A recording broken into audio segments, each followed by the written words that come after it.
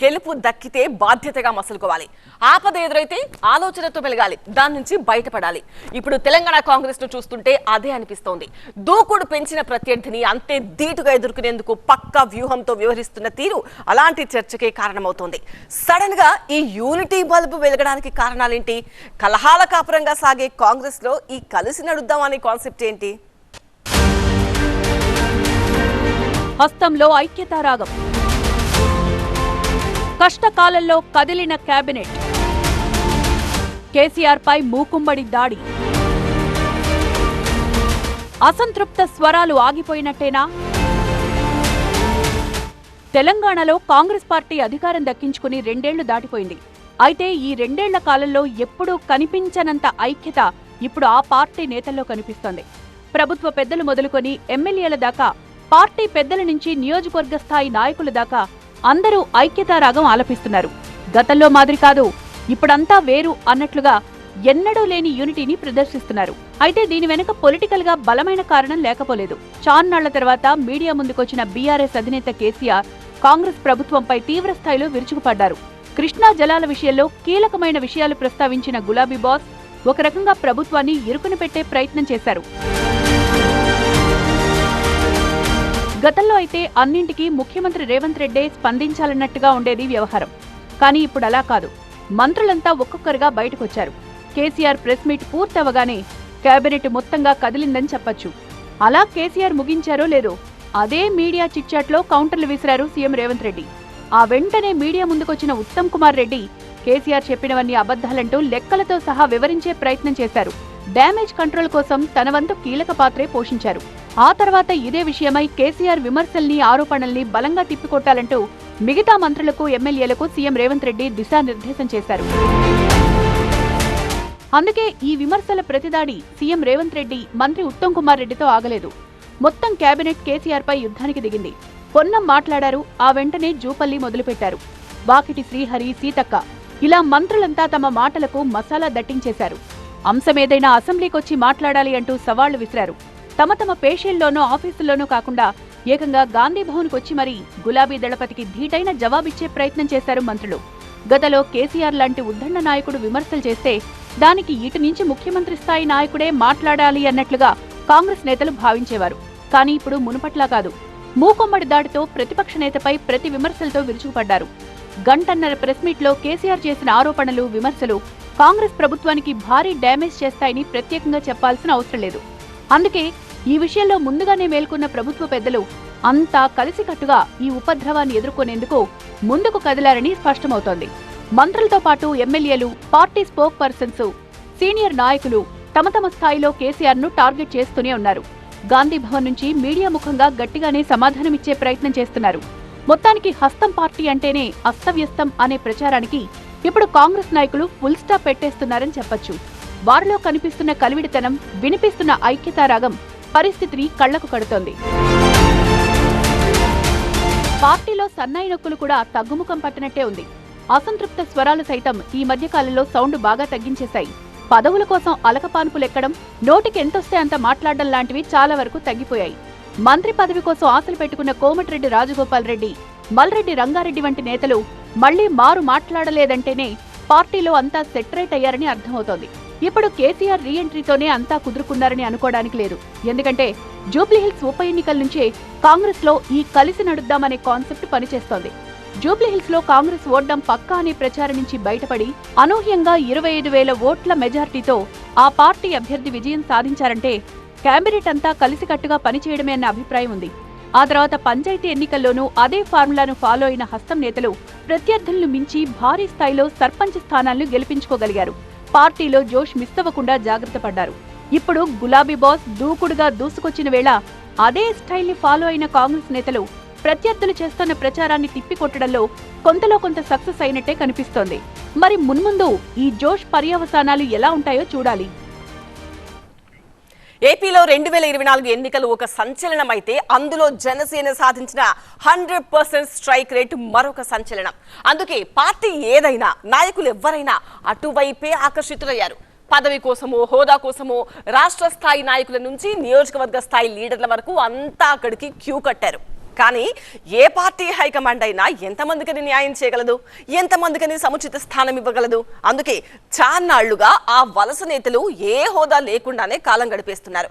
ఇంకెన్నాళ్ళో ఈ వెయిటింగ్ అని విసిగి వేసారుతున్న వాళ్ళు అందులో ఉన్నారు. అయితే అలాంటి వారికి ఇప్పుడు సడన్ గా కొత్త ఆశలు చిగురించాయట. స్వయంగా అధినేత చేసిన వ్యాఖ్యలే అందుకు కారణమనే చర్చ జరుగుతోంది. ఇంతకీ ఎవరా నేతలు, ఏంటా కథ? జనసేనకు మరో 60 పోస్టులు.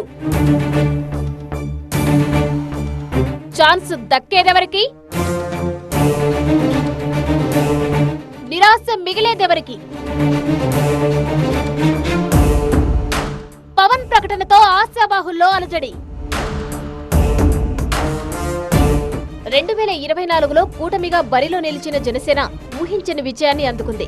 దేశ రాజకీయ చరిత్రలో ఏ పార్టీకి సాధ్యం కాని రికార్డును సొంతం చేసుకుంది. ఎంపీ, ఎమ్మెల్యే స్థానాల్లో పోటీ చేసిన ప్రతి చోట విజయం సాధించి ప్రభంజనం సృష్టించింది.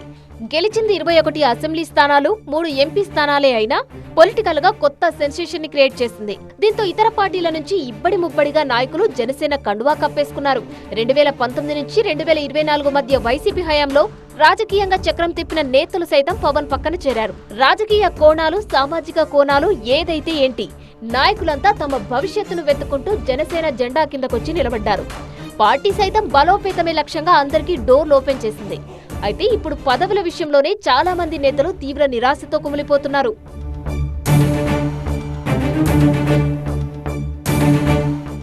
అధికార కూటమిలో కీలక భాగస్వామిగా ఉన్న జనసేనలో మొదటి నుంచి పనిచేస్తున్న నాయకులు ఉన్నారు. ఇటీవల కాలంలో వచ్చి చేరిన సీనియర్ పొలిటీషియన్స్ ఉన్నారు. ఇప్పటికే పలు దఫాలుగా జరిగిన నామినేటెడ్ పదవుల పంపకాల్లో చాలా మందికి అవకాశం ఇచ్చిన పవన్ కళ్యాణ్ దామాషా ప్రకారం అందరికీ న్యాయం చేయలేకపోయారు. ఎక్కడ ఏ చిన్న పదవైనా సరే కూటమి లెక్కల ప్రకారం టీడీపీ, బీజేపీలతో కలిపి షేర్ చేసుకోవాల్సిన పరిస్థితులు ఉండడమే దీనికి కారణంగా చెప్పొచ్చు. అయితే ఇప్పుడు ఆ విషయంలో పవన్ కళ్యాణ్ పార్టీ వేదికగా ఓ క్లారిటీ ఇచ్చినట్టు తెలుస్తోంది. పదవి బాధ్యత పేరిట పార్టీ కేంద్ర కార్యాలయంలో నిర్వహించిన కార్యక్రమంలో ఆయన చేసిన వ్యాఖ్యలు ఇదే విషయాన్ని స్పష్టం చేస్తున్నాయి. పార్టీలో మొదటి నుంచి కష్టపడిన వారందరికీ న్యాయం జరుగుతుందని భరోసా ఇచ్చిన పవన్, పదవి చిన్నదా పెద్దదా అని కాదు, ఎంత బాధ్యతగా నిర్వర్తించామన్నదే కీలకమని చెప్పుకొచ్చారు. అంతేకాదు కూటమి దామాషా ప్రకారం మరిన్ని నామినేటెడ్ పదవులు జనసేనకు దక్కబోతున్నాయని ప్రకటించి పార్టీ నేతల్లో ఆనందాన్ని నింపారు. అధినేత చెప్పిన ఈ ఒక్క మాట జనసేన ఆశావాహుల్లో జవసత్వాలు నింపింది. ఇంకా రాష్ట్ర స్థాయి డైరెక్టర్ పోస్టులు ప్రతిపాదించిన 60 మంది ఉన్నారు. వారికి సంబంధించిన ప్రకటన ఇంకా ఇంకో కొద్ది రోజులు తెలుస్తుంది. అలాగే జిల్లాలో బ్లాక్ స్థాయి అంటే agriculture technology management authority committee చైర్మన్లు, సభ్యులు నియామకం మొదలవుతూ ఉంది. ఆ కమిటీలు చైర్మన్లు, సభ్యులుగా జనసేన కూడా తామాషా పద్ధతి ప్రకారం పదవులు వస్తాయి. అలాగే జిల్లా గ్రంథాలయ సంస్థల సభ్యులుగా కూడా నియమం చేపడతా ఉన్నారు. అంటే ఇవన్నీ మీకు ఒకటి కాదు, రెండుగా చాలా ఉన్నాయి. సో వీటికి పదవులు చిన్నవా పెద్దవా వీటన్నిటికంటే కూడా మనం దీని బాధ్యతని మనందరం గుర్తించాలి. ఎందుకంటే ఇప్పటికే పార్టీలో పదవులపై ఆశతో ఉన్న నాయకులు కోకొల్లలుగా ఉన్నారు. వీరిలో వలసొచ్చిన సీనియర్ పొలిటీషియన్సే ఎక్కువగా ఉన్నారు.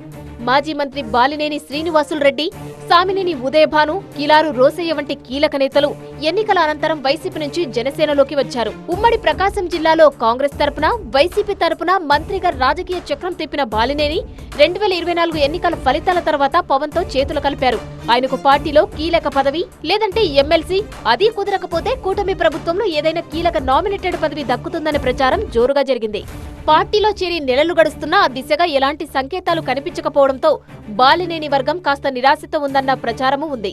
ఇప్పుడు అధినేత ప్రకటనతో రాబోయే పదవుల జాబితాలో ఆయన పేరు పక్కా ఉండొచ్చనే చర్చ మొదలైంది. ఆయన సైతం ఇప్పుడు అదే ఆశలో ఉన్నట్టు తెలుస్తోంది. కృష్ణా జిల్లాకు చెందిన జగ్గయ్యపేట మాజీ ఎమ్మెల్యే సామినేని ఉదయభాను సైతం ప్రభుత్వంలో తనకంటూ ఓ గుర్తింపు కావాలని ఆశిస్తున్నారు. వైసీపీ హయాంలో ప్రభుత్వ విప్గా పనిచేసిన ఆయన ఇప్పుడు జనసేన జిల్లా అధ్యక్ష బాధ్యతలతో అంత సంతృప్తిగా లేరనే టాక్ ఉంది. ఏదైనా కీలకమైన ప్రభుత్వ పదవి దక్కకపోతుందా అని ఎదురు చూస్తున్నారు. గుంటూరు జిల్లా పొన్నూరు మాజీ ఎమ్మెల్యే కిలారు రోసయ్య సైతం గతంలో వైసీపీలో కీలకంగా పనిచేసిన సాధారణ ఎన్నికల ఫలితాల తర్వాత జనసేన కండువా వేసుకున్నారు. అప్పట్నుంచి ఆయన పార్టీలో, ప్రభుత్వంలో కీలకమైన రోల్ దక్కించుకునేందుకు ప్రయత్నిస్తున్నారు. లేటెస్ట్ గా మరో 60 పోస్టుల భర్తీకి ప్రతిపాదనలు పంపినట్టు పవన్ ప్రకటించడంతో ఆ లిస్టులో ఉదయ్ భానుకు, కిలారు రోసయ్యకు చోటు దక్కుతుందా, మరేదైనా అడ్డంకులు ఎదురవుతాయా అన్నదే సస్పెన్స్ గా మారిపోయింది. వీళ్లే కాదు, విజయనగరం జిల్లాకు చెందిన వైఎస్ఆర్సీపీ యువజన విభాగం నాయకుడు అవనాపు విక్రమ్, ఇదే జిల్లాకు చెందిన డీసీఎంఎస్ మాజీ చైర్పర్సన్ డాక్టర్ అవనాపు భావన, ఇలా చాలా మంది నాయకులే వైసీపీ నుంచి జనసేనలోకి జంప్ అయ్యారు. వాళ్లంతా తమకంటూ ఒక పదవి కావాలనే ఆశతో హైకమాండ్ వైపు చూస్తున్నారు. మరి మరో 60 పోస్టులకు సిఫారసులు పంపించామని పవన్ ప్రకటించారు కాబట్టి వాటిలో ఏ స్థాయి పదవులు ఎన్ని, వాటిలో ఛాన్స్ దక్కేదెవరికి అన్నది ఇప్పుడు జనసేన వర్గాల్లో చర్చనీయాంశమవుతుంది. వలస వచ్చిన సీనియర్లే కాదు, వారి అనుచరులు సైతం ఏదో ఒక గుర్తింపు కోరుకుంటున్న వేళ ఈ పదవుల పందేరం ఎలా జరుగుతుందన్నది ఆసక్తి రేపుతోంది. ఏపీలో మరో ఎన్నికల సమరానికి పార్టీలు సన్నద్ధమవుతున్నట్టే కనిపిస్తోంది. కీలకమైన స్థానిక ఎన్నికలు ఎప్పుడు జరిగినా సై అంటే సై అన్నట్టుగా పోరాడేందుకు ప్రతి వ్యూహాలు సిద్ధం చేసుకుంటున్నాయి పార్టీలు. రాష్ట్ర రాజకీయాల్లో కీలకమైన ఆ నియోజకవర్గంలో కూడా ఇప్పుడు అదే హడావుడి కనిపిస్తోంది.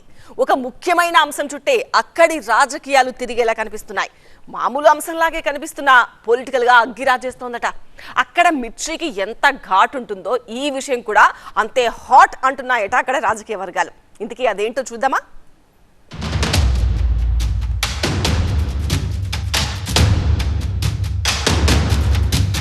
Shankar Vilas bridge, care of hot politics. వారధి చుట్టే రాజకీయం. వైసీపీ వర్సెస్ కూటమి. గుంటూరులో ప్రస్తుతం వినిపిస్తున్న పొలిటికల్ గుసగుస ఇదే మరి. ఈ కార్పొరేషన్ పరిధిలో కీలకమైన శంకర్ విలాస్ వంతెన అంశం మరోసారి తెరమీదకు వచ్చింది.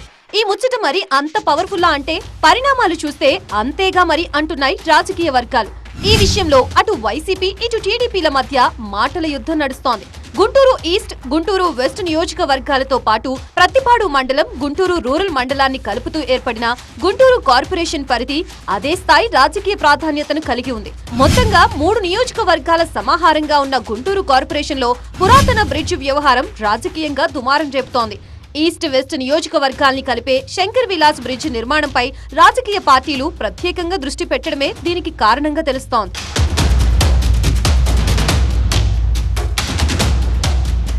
70 ఏళ్ల క్రితం నిర్మించిన బ్రిడ్జి కావడంతో దానిని తొలగించి నూతన వంతెనను ఏర్పాటు చేసేందుకు కేంద్ర మంత్రి పెమ్మసాని చంద్రశేఖర్ ప్రయత్నాలు ముమ్మరం చేశారు. గత వైసీపీ ప్రభుత్వ హయాంలో సిద్ధం చేసిన ప్రతిపాదనలే ఓకే చేయించి నిధులు కూడా విడుదల చేయించారు. పనులు సైతం ప్రారంభమై శరవేగంగా ముందుకు సాగుతున్నాయి. అయితే బ్రిడ్జి డిజైన్ మొదలు స్థలాలు కోల్పోతున్న వారికి నష్టపరిహారం ఇచ్చే అంశం వరకు అన్నింటా రాజకీయ దుమారం రేగుతూ ఉండటమే ఇప్పుడు చర్చనీయాంశమవుతోంది. ఈ విషయమై వైసీపీ, టీడీపీ నాయకులు పరస్పరం దుమ్మెత్తిపోసుకుంటున్నారు. మొదట్లో ఈ బ్రిడ్జి నిర్మాణంపై అంతగా దృష్టి పెట్టని స్థానిక వైసీపీ నేతలు ఇటీవలే వంతెన నిర్మాణ పనుల్ని పరిశీలించడం పొలిటికల్ గా సెగరేపింది. కేంద్ర మంత్రి పెమ్మసానితో పాటు టీడీపీ ఎమ్మెల్యేలపైన విమర్శలు ఎక్కుపెట్టడం మరింత రచ్చకు కారణమైంది. పాత బ్రిడ్జి స్థానంలో మరో సాధారణ వంతెన కట్టే బదులు ఐకానిక్ ఫ్లైఓవర్ ఏర్పాటు చేయాల్సి ఉండగా పెమ్మసాని మాత్రం ఒంటెత్తు పోకడలు పోతున్నారని ఆరోపించారు. 200 కోట్ల నిధులు తీసుకువచ్చి భారీ ఫ్లైఓవర్ నిర్మిస్తే బ్రాడీపేట, అరెండల్పేటలోని వ్యాపారులకు ఎటువంటి ఇబ్బంది లేకుండా ఉండేదని అభిప్రాయపడ్డారు. పౌర సంఘాలు, ప్రతిపక్ష నేతల సలహాల్ని పక్కన పెట్టి కేవలం 100 కోట్ల రూపాయలతో బ్రిడ్జి నిర్మాణం మొదలుపెట్టడం ఏంటనే ఆరోపణలు మొదలయ్యాయి.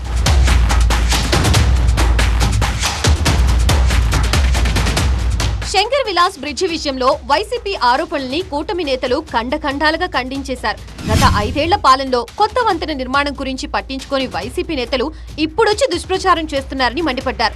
2 ఏళ్లలో వంతెన నిర్మాణం పూర్తి చేసి ప్రజలకు ట్రాఫిక్ కష్టాలు లేకుండా చేయాలని తాము పనిచేస్తుంటే స్థానికుల్ని రెచ్చగొట్టే విధంగా వైసీపీ నేతలు వ్యవహరిస్తున్నారని ఆగ్రహం వ్యక్తం చేస్తున్నారు. ఓవైపు కూటమి నేతలు, మరోవైపు వైసీపీ నేతలు పరస్పరం విమర్శలు చేసుకోవడం వెనుక బలమైన కారణం లేకపోలేదంటున్నాయి రాజకీయ వర్గాలు.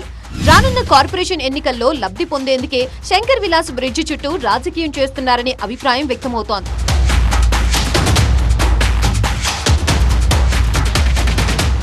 మరోవైపు కొత్త బ్రిడ్జి నిర్మాణం కారణంగా పాత వంతెన్ని పూర్తిగా తొలగించడంతో స్థానికంగా ట్రాఫిక్ సమస్య పెరిగిపోయింది. ఇంకోవైపు స్థలాలు కోల్పోతున్న కొంతమంది వ్యాపారులు హైకోర్టుని ఆశ్రయించడంతో ఈ అంశంలో రాజకీయ లబ్ధి పొందవచ్చని వైసీపీ భావిస్తోంది. ప్రజా సమస్యల్ని ప్రస్తావిస్తూనే కూటమి ప్రభుత్వంపై విమర్శలు చేస్తూ స్థానికంగా మద్దతు పొందేందుకు ప్రయత్నం చేస్తున్నారు.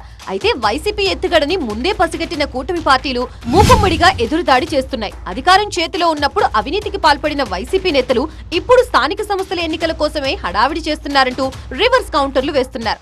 నగర అభివృద్ధికి కృషి చేస్తున్నామని చెబుతూనే గత పాలకుల వైఫల్యాన్ని ఎండగట్టే అవకాశాన్ని ఏమాత్రం వదులుకోవడం లేదు. ఇటు వైసీపీ అటు కూటమి వర్గాల మధ్య మంటలు రేపుతున్న శంకర్ విలాస్ బ్రిడ్జి వ్యవహారం ఎటు దారి తీస్తుందో చూడాలి.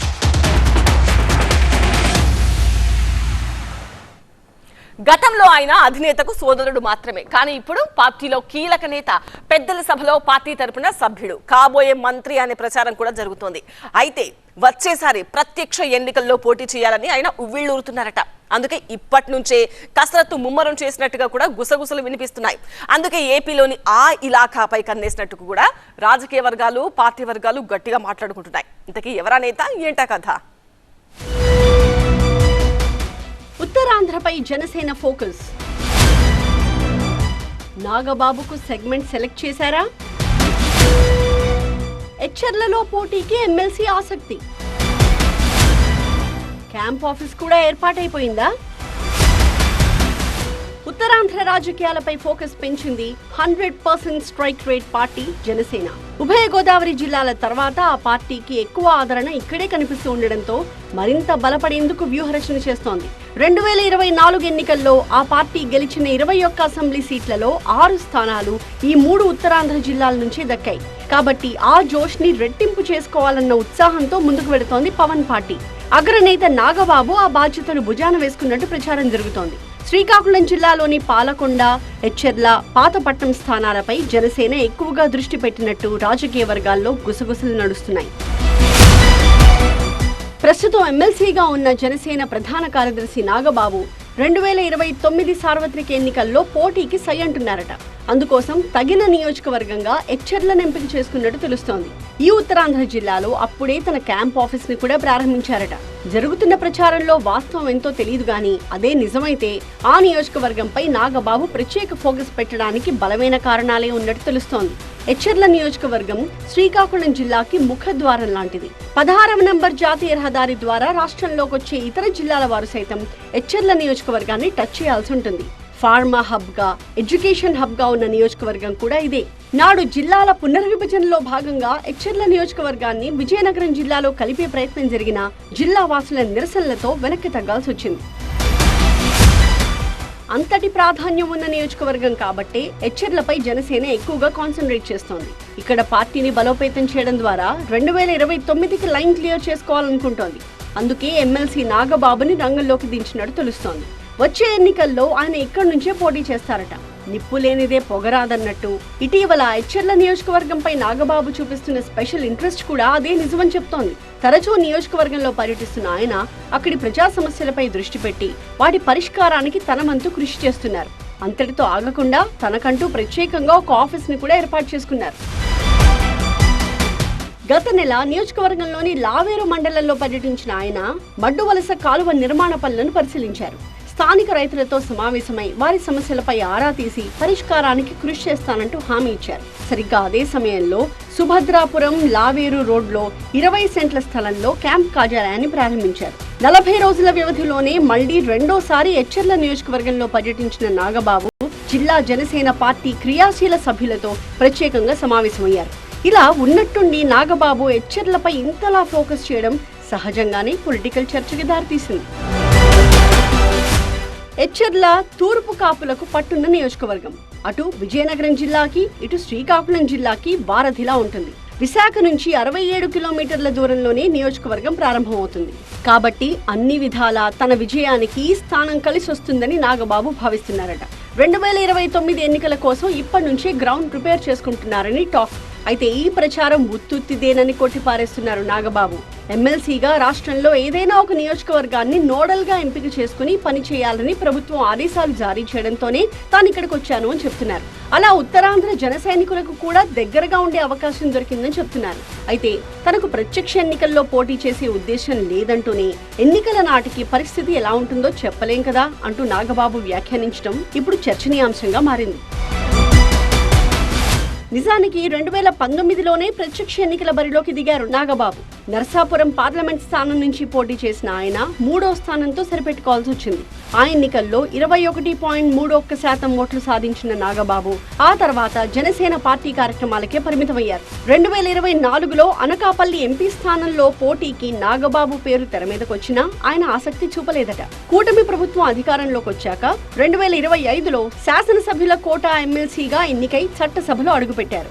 అయితే ఎంపీ స్థానాన్ని వదిలేసిన తాను ఎమ్మెల్యేగా ఎందుకు పోటీ చేస్తానని ప్రశ్నిస్తున్న నాగబాబు తనకంటూ ఎలాంటి లాంగ్ టైమ్ స్ట్రాటజీ లేదని తేల్చి చెప్తున్నారు. ఉత్తరాంధ్రలో పార్టీ శ్రేణులకు దగ్గరగా ఉంటూ జనసేనని బలోపేతం చేయడమే లక్ష్యమంటున్నారు. కాకపోతే ఏ ఇతర ఎమ్మెల్సీ చెయ్యనంతగా ఎచ్చర్లలో నాగబాబు కార్యక్రమాలు చేస్తుండడమే రకరకాల చర్చలకు కారణమవుతోంది. ఏమో ఏం జరుగుతుందో చూడాలి మరి. అధికార కాంగ్రెస్ కు ఆ జిల్లా కంచుకోట. నిజానికి అధికారంలో లేకపోయినా అది కంచుకోటే. కాకపోతే ఇప్పుడు మరింత బలంగా ఉందన్నమాట. అసలే రాజకీయ ఉద్దండులున్న జిల్లా కావడంతో పంచాయతీ ఎన్నికల ఫలితాలకు సంబంధించి సహజంగానే అందరి దృష్టి అక్కడ కేంద్రీకృతమైంది. మరి హస్తం పర్ఫార్మెన్స్ ఎలా ఉంది? అనుకున్న స్థాయిలో సత్తా చాటగలిగిందా లేదా? జిల్లాలోనే కాదు రాష్ట్ర వ్యాప్తంగా కూడా ఇదే ముచ్చట చర్చనీయాంశంగా మారింది. ఇంతకీ ఆ జిల్లా ఏది? ఆ కథ ఏంటి? ఉమ్మడి నల్గొండలో పట్టు నిలిచిందా? ఉద్దండుల ఇలాఖాల్లో తప్పని గురి. కొందరు కొత్త ఎమ్మెల్యేలే తడబడ్డారా? గతం కంటే బీఆర్ఎస్ గ్రాఫ్ పెరిగిందా? రాష్ట్ర కాంగ్రెస్ కు ఉమ్మడి నల్గొండ జిల్లా కేర్ ఆఫ్ అడ్రస్ గా ఉంటుంది. అక్కడి నాయకులంతా రాజకీయ ఉద్దండులే. అందుకే ఆ జిల్లాలో పంచాయతీ ఎన్నికలు కాస్త అసెంబ్లీ, పార్లమెంట్ పోరు తరహాలో ఉత్కంఠను రేపాయి. అయితే గ్రామ పోరులోనూ కాంగ్రెస్, బీఆర్ఎస్ హోరాహోరీగా తలపడగా మెజారిటీ స్థానాల్లో హస్తానిదే పైచేయింది. అయితే జిల్లాలో కాంగ్రెస్ పార్టీ తరపున తొలిసారిగా ఎన్నికైన కొందరు ఎమ్మెల్యేలకు మాత్రం పంచాయతీ ఎన్నికల్లో అనుకున్న ఫలితాలు సాధించలేకపోయారు అనే అభిప్రాయం వ్యక్తమవుతోంది. అసెంబ్లీ, పార్లమెంట్ ఎన్నికల ఫలితాలను బేరీజు వేసుకుంటే కాంగ్రెస్ పార్టీకి నల్గొండలో కాస్త గ్రాఫ్ తగ్గిందనే చెప్పాలి. మొదటి నుంచి రాష్ట్ర కాంగ్రెస్ లో రాజకీయ ఉద్దండులకు వేదికగా నిలుస్తున్న నల్గొండలో పంచాయతీ పోరును అధికార పార్టీ వన్ సైడ్ చేసుకోలేకపోయింది అనే టాక్ వినిపిస్తోంది. రాజకీయ దిగ్గజాలుగా పేరున్న జానారెడ్డి, సీనియర్ మంత్రులు ఉత్తమ్ కుమార్ రెడ్డి, కోమటిరెడ్డి వెంకటరెడ్డి, శాసన మండలి chairman Gutha Sukhender Reddy, fire brand గా పేరున్న కోమటిరెడ్డి రాజగోపాల్ రెడ్డి ఇలా కీలక నేతలంతా జిల్లా నుంచే ఉండడంతో ఆ పార్టీపై మరోసారి కాస్త ఎక్కువ ఎక్స్పెక్టేషన్స్ ఏర్పడ్డాయి. కానీ అనూహ్యంగా బీఆర్ఎస్ గట్టి పోటీ ఇవ్వడంతో హోరాహోరీ తప్పలేదు. ఓవరాల్ గా మాత్రం పంచాయతీ ఎన్నికల్లోనూ కాంగ్రెస్ తన ఆధిపత్యాన్ని కొనసాగించింది. ఉమ్మడి నల్గొండ జిల్లాలో అత్యధిక స్థానాలను కైవసం చేసుకుని పైచేయి సాధించింది. ఉమ్మడి జిల్లాలో మొత్తం 1779 గ్రామ పంచాయతీలకు గాను 1136 స్థానాలు చేతికి చిక్కగా 475 స్థానాలను కారుపాటి దక్కించుకుంది. ముఖ్యంగా ఉమ్మడి జిల్లాలకు చెందిన మంత్రులు ఉత్తమ్, కోమటిరెడ్డిలు పంచాయతీ ఎన్నికల్లో తమ పట్టు నిలుపుకున్నారు. తమ నియోజకవర్గాల్లో భారీ స్థాయిలో కాంగ్రెస్ మద్దతుదారులను సర్పంచ్గా గెలిపించుకోగలిగారు. అయితే జిల్లాలో తొలిసారిగా గెలిచిన కాంగ్రెస్ ఎమ్మెల్యేలే ఈ పంచాయతీ పోరులో కాసింత వెనకబడినట్టుగా తెలుస్తోంది. అనుభవ రాహిత్యమో మరో కారణమో తెలియదు గానీ పంచాయతీ ఎన్నికల్లో సరిగ్గా పెర్ఫార్మెన్స్ చేయలేకపోయారనే అభిప్రాయం అయితే వ్యక్తమవుతోంది. అసెంబ్లీ ఎన్నికల్లో రికార్డు స్థాయి మెజారిటీ సాధించిన కొందరు కొత్త ఎమ్మెల్యేలు పల్లె ఓటర్ల పల్స్ ని పట్టుకోలేకపోయారట. ఈ కొత్త ఎమ్మెల్యేల పట్ల ప్రజల్లో వ్యతిరేకత ఉందనే సంగతిని ఇట్టే పసిగట్టిన బీఆర్ఎస్ మాజీ ఎమ్మెల్యేలు తమ మద్దతుదారులను ఈజీగా గెలిపించుకోవడంలో సఫలీకృతమయ్యారు. ఆయా తొలిసారి ఎమ్మెల్యేల నియోజకవర్గాల్లో మాజీ ఎమ్మెల్యేలు ప్రచారం చేయని గ్రామాల్లో సైతం బీఆర్ఎస్ మద్దతుదారులు గెలవడం పరిస్థితికి అద్దం పడుతోంది. మొత్తం అసెంబ్లీ, పార్లమెంట్ ఎన్నికల్లో ఇక్కడ కాంగ్రెస్ సాధించిన గ్రాఫ్ పంచాయతీ ఎన్నికల నాటికి 15% తగ్గినట్టుగా తెలుస్తోంది. ఓవరాల్ గా కాంగ్రెస్ దే పైచేయైనా జిల్లాలో కీలకమైన స్థానాల్లో మాత్రం బీఆర్ఎస్ హవా కనిపించడం అధికార పార్టీ వర్గాలకు మింగుడు పడిన అంశం. ఆలేరులో బీర్ల ఐలయ్య, భువనగిరిలో కుంభం అనిల్ కుమార్ రెడ్డి, తుంగతుర్తి మందుల శామ్యూల్, మిర్యాలగూడలో బత్తుల లక్ష్మారెడ్డిలు తొలిసారి ఎమ్మెల్యేలుగా గెలిచారు. అందుకే వీరు పంచాయతీ ఎన్నికల్లో కాస్త తడబడినట్టుగా తెలుస్తోంది. తమ నియోజకవర్గాల్లో బీఆర్ఎస్ కాంగ్రెస్ కంటే ఎక్కువ స్థానాలు గెలవకపోయినా ఊహించిన నెంబర్ ని సాధించింది. ఒక రకంగా చెప్పాలంటే అసెంబ్లీ, పార్లమెంట్ ఎన్నికలతో పోల్చితే పంచాయతీ ఎన్నికల్లో ఆశించిన ఫలితాలు ఈ ఎమ్మెల్యేలు రాబట్టలేకపోయారట. శాసనసభ్యులుగా స్థానిక ఎన్నికలను ఎదుర్కోవడం ఇదే మొదటిసారి కావడం కూడా దీనికి కారణంగా తెలుస్తోంది. లోకల్ ఎన్నికల వ్యూహాన్ని రూపొందించడం, క్యాడర్ ను సమన్వయం చేయడంలో తడబడినట్టు కనిపిస్తోంది. దీంతో పార్టీకి కంచుకోటగా ముద్రపడ్డ ఉమ్మడి నల్గొండ జిల్లాలో తమ పట్టును నిలుపుకోవడంలో కొందరు తొలిసారి ఎమ్మెల్యేలు వెనకబడ్డారు అనే అభిప్రాయం వ్యక్తమవుతోంది. ఆయా నియోజకవర్గాల్లో కాంగ్రెస్ బీఆర్ఎస్ ల మధ్య గట్టి పోటీ కనిపించిందట. ఎన్నికల్లో రికార్డు స్థాయి మెజారిటీలు వచ్చిన ఈ నియోజకవర్గాల్లో బీఆర్ఎస్ భారీ స్థానాలు గెలవడం కాంగ్రెస్ శ్రేణులను కలవరపడుతోంది. పార్టీ సింబల్ లేకుండానే ప్రజలు ఈ రకమైన తీర్పు రావడం అంటే మరి రాబోయే ఎంపీటీసీ, జెడ్పీటీసీ ఎన్నికల్లో ఎలా ఉంటుందోనన్న ఆందోళన ఆ కొత్త ఎమ్మెల్యేలను వెంటాడుతుందట. దీన్ని ఎలా అధిగమిస్తారో చూడాలి మరి.